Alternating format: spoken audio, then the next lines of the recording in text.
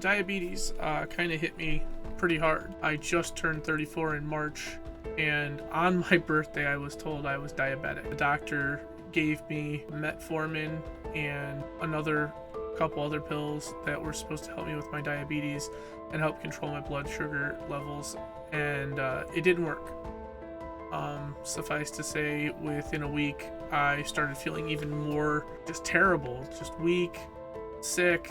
It almost felt like a cold. Symptoms like my chest was always hurting, my back was hurting. It was hard to keep motivated, it was hard to keep moving. I just felt like I just wanted to sleep all day. I was constantly thirsty, constantly drinking water, but nothing was helping. I ended up throwing up quite a bit. I couldn't keep food down, I couldn't keep water, even started tasting off to me. And I remember sitting in my bathroom and taking a sip of water and just throwing it up, and deciding that day that I had to go into the ER and see what was going on with my body.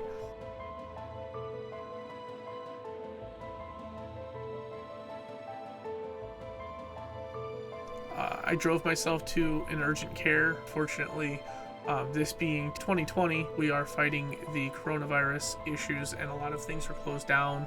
A lot of the urgent cares are limiting what they do for patients because they have only so much that they can do.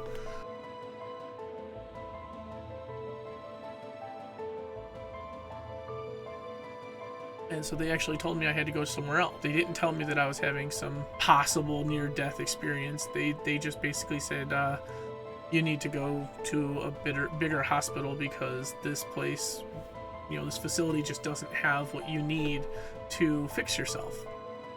So I remember jumping back in my car, drinking some more water, and then driving to the next destination, which was a bigger hospital called St. Margaret's. And I went there, I checked myself into the ER. They had me stand outside for a few minutes because of the coronavirus situation. They have to ask everybody, like certain questions and stuff, and how are you feeling, and what's your symptoms, and all that kind of things.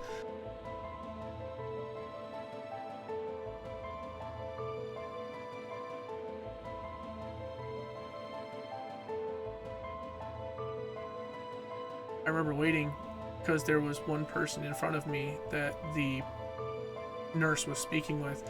I felt so horrible, like my body was just giving up, basically. And I sat down on the curb to wait for my turn. And when I did go up to talk to her, I could tell my speech was off. I was slow. My brain wasn't functioning correctly. I could tell my body was just not up to par, and it wasn't what it was supposed to be doing. I talked with the nurse. She put me down in a seat. I sat down, leaned up against a wall, and I literally was fighting to stay awake. Later on, I would find out that fighting that sleep was actually a good thing, because if I would have gone to sleep, I might have fallen into a coma and died.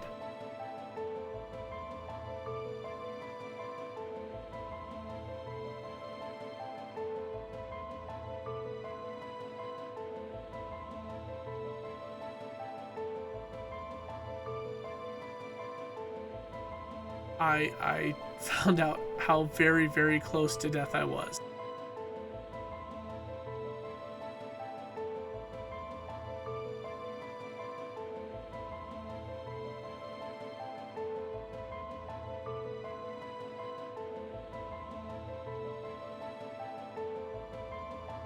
It was very, very close. They said that my numbers were so high that they were surprised I was even able to stay awake and stay alert as much as I did. They came out, grabbed me, took me into the ER. They said, hey, we're going to put you in a room as soon as possible. I went into ICU, and they hooked me up in 2 IVs, one in each arm. And to show that this is still pretty fresh, I still have the bruisings. I don't know how well you'll be able to see it on these things, but the bruising from when I had my IVs in, that's how fresh this all is. So it's not like this is something that I'm not talking in such far past tense. I'm talking to you from this is a week ago now. It was pretty scary. I had 2 IVs hooked up, and they were just pumping all sorts of liquid and medicine into me, and the ICU nurses were surprised I was still awake. I didn't fall asleep. I kept myself awake as much as I could, and they basically told me, well, you're staying overnight at least. And I said, okay, it's what I gotta do. It's what I gotta do. That one night turned into almost a full week of me staying at that hospital. They moved me from the ICU, and I moved to a different room on a different floor.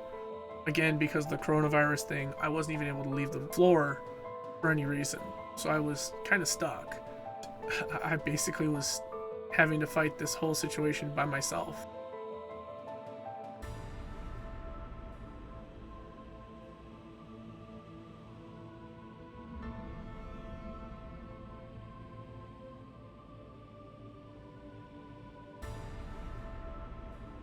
The first couple of days were kind of a daze. I was just kind of out of it the whole time while they basically tried to get my numbers back to something similar to normal.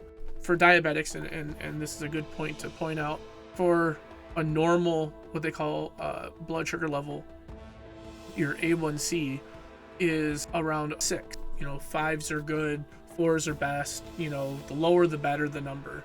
And my numbers were at 12, almost 13.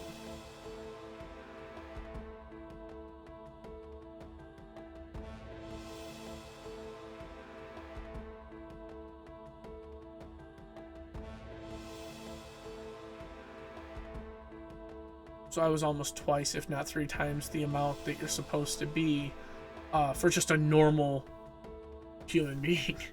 And so they had to get my numbers down. And the way to do that is to basically flush your system. And because I was so new to this whole thing, I had no clue. I'm still very new to this, and this is why I'm making all of these videos. It's because this journey is going to be very long. I'm going to take you with me to learn everything. Good things to eat, good practices, good times to do things, all that kind of stuff. It was a rude awakening. By the 3rd day, I was actually back to being aware of myself, and I realized how close to death I was. If I had fallen asleep, I would have died. If I didn't go into the ER when I did, I could have died. I realized this, and I realized that my whole family would have been without me, and it hurts to think that I could have robbed my family of a child, and it was all because I just didn't want to go to the hospital, because I just thought it was a normal not feeling good.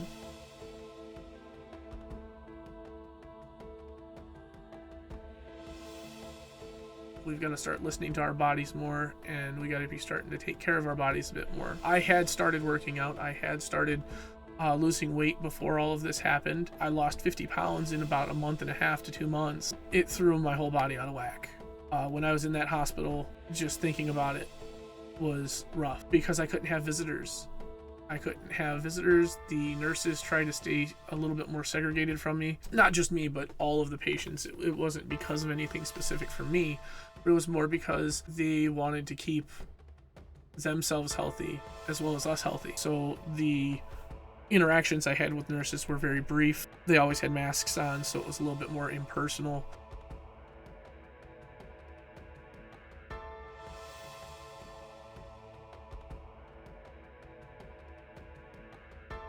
I didn't leave my room much because, again, there was nothing that I could really do.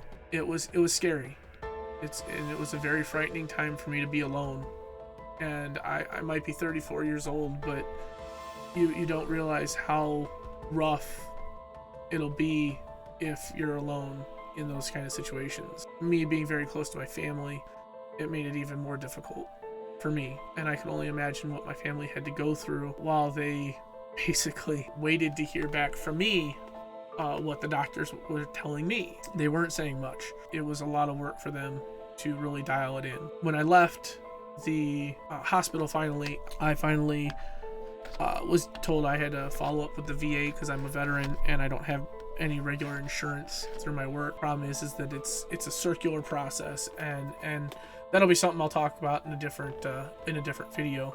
I just wanted this video here to really set the pace for you guys to understand where I'm coming from and where I want all of this to go and why I'm bringing this to you guys.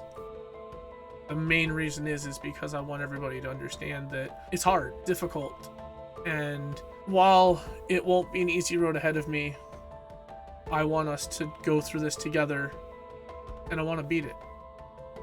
I don't want to live in fear of going through what I just went through again and being in the hospital again. I'm on a road of recovery.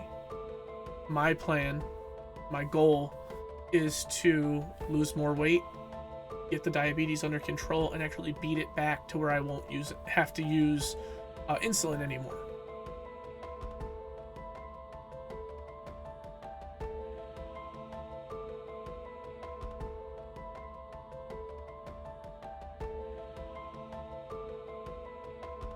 Because right now, as of today, it's April 8th. It was exactly a week ago that I was admitted into the hospital. I'm still trying to recover. I'm still trying to come back out of it. I'm still trying to come to terms with how close I was to death and come to terms with my whole new lifestyle that I'm going to be having to go through. It is April 8th, 2020. And again, my name is Michael Stern, and this is the beginning of a long journey through the finer points of diabetes and how to beat it. I hope that everybody will pass these videos along. If they've got questions, encouragements, recipes, everything, I'm going to be putting people on these videos. It's going to be me and friends, family, and we're all going to work through this together. I look forward to really helping the next group out. That man or woman that just feels that they have no information or are overwhelmed by the situation, pass this to them, because this is going to be not just my journey, but our journey. And while, like I said, it's not going to be the same for everybody, I might be able to have a kernel of truth or help, or one of my guests might have that one bit of information that the person needs to beat back their own diabetes and their own issues. And I look forward to seeing how this goes. I'm still able to smile, still able to laugh, and we're gonna do this together, guys. Anybody that wants to help, feel free.